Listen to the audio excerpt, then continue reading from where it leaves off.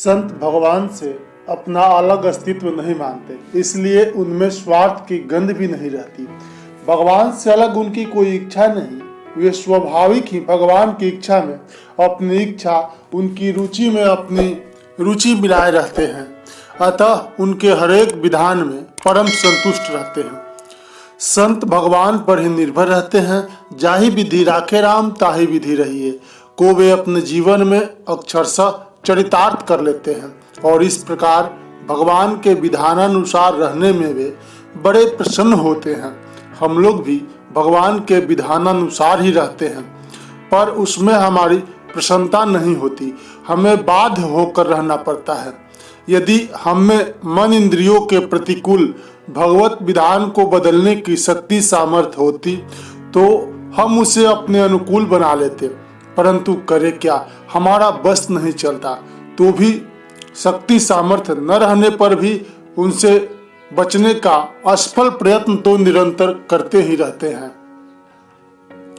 पर संत में ऐसी बात नहीं है। संत के मन में भगवान के विधानानुसार बरतने में कुछ भी विचार नहीं होता। प्रत्युक्त भगवान के विधान के अनुसार प्राप्त परिस्थिति उसके लिए अनुकूल से अनुकूल प्रतीत होती है तथा उनके हृदय में सदा सर्वदा भगवान के विराजमान रहने के कारण उन पर प्रतिकूलता का कोई असर नहीं होता। भगवान स्वयं कहते हैं, अर्जुन मैं सब भूतों में संभाव से व्यापक हूँ, न कोई मेरा प्रिय है न अप्रिय है, परंतु जो मुझको प्रेम से भजते हैं वे मुझ में हैं और मैं भी उनमें प्रत्यक्ष प्रकट हूँ। विचार करके देखे तो यह बात ठीक समझ में आ जाती है। जैसे एक अच्छा मकान है, उसमें किसी का कब्जा दखल नहीं है, अतएव अच्छे पुरुष को उसमें स्वाभाविक ही प्रसन्नता होगी। इसी प्रकार संत के अहंता ममता से रहित निर्मल अंतःकरण में भगवान प्रकट रूप से रहकर बड़े प्रसन्न होते हैं, क्योंकि वहां उनके रहने में कोई किसी प्रकार का प्रतिबंध नहीं लगता, विघ्न नहीं डालता। भगवान ऐसे घर में बड़े निसंकोच भाव से रहते हैं। श्री रामचरितमानस में गोस्वामी तुलसीदास जी ने कहा भी है, जाहि न चाहिए कबहु कछु तुम सन सहज स्नेह बसहु निरंतर तासु मना सो राउर निज गेह। इस प्रकार संत के हृदय में भगवान का वास होने से वह जो कार्य करता है वह भी भगवान ही करते हैं, वह जो भी सोचता है वह भगवान ही सोचते हैं। इतना कथन सर्वथा सत्य है। संत और भगवान के विषय में तीन प्रकार की बातें मिलती है। प्रथम, दोनों में कुछ अंतर नहीं। संत भगवंत अंतर निरंतर नहीं, किमपि मति मलिन कह दास तुलसी। संत ही भगवान है और भगवान ही संत है, अर्थात संतों का भगवान के अतिरिक्त कोई पृथक अस्तित्व नहीं रहता, केवल भगवान ही रह जाते हैं। किसी ने कहा है,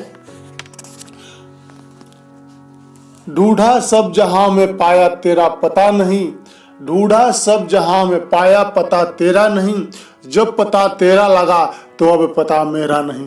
वास्तव में भगवान भगवान ही है, संत संत ही हैं। संत भगवान के बराबर नहीं, भगवान उससे बड़े हैं। संत के ज्ञान सामर्थ्य शक्ति आदि सीमित है और भगवान का सब कुछ अनंत और असीम है।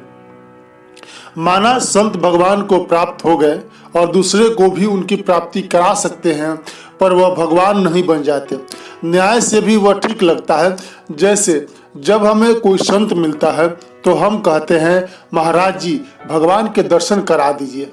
इससे प्रत्यक्ष है कि संत के मिलने से हमारी आत्यंतिक तृप्ति नहीं हुई, उनसे बड़ी जो एक वस्तु भगवान है उनको पाने की इच्छा बनी रही। इससे स्वाभाविक ही भगवान का बड़ा होना प्रकट होता है और संत सदा भगवान को बड़ा मानते आए हैं। संत भगवान से बढ़कर हैं। गोस्वामी तुलसीदास जी कहते हैं, राम सिंधु घन सजन धीरा चंदन तरु हरि संत समीरा मोरे मन प्रभु सब विश्वासा राम ते अधिक राम कर दासा।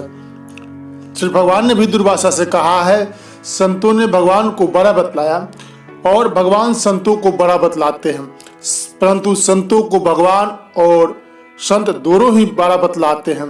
भगवान ने कहीं भी अपने को संतों से बड़ा बतलाया हो, ऐसा देखने में नहीं आया। इस दृष्टि से बड़े हुए संत ही, और हम यदि अपने लाभ के लिए विचार करते हैं तो भी संत ही बड़े हैं, क्योंकि परमात्मा के सच्चिदानंद स्वरूप में जीव मात्र के हृदय में रहते हुए भी संत कृपा और सत्संग के बिना भगवान के उस परम आनंद में स्वरूप के अनुभव से वंचित रहकर जीव दुखी ही रहते हैं। भगवत स्वरूप का अनुभव तो भगवत भक्ति से ही होता है, और वह मिलती है संत कृपा तथा सत्संग से। भगति तात अनुपम सुख मूला, मिले जो होई संत अनुकूला। भगति स्वतंत्र सकल गुण खानी, बिनु सत्संग न पावहि प्राणी।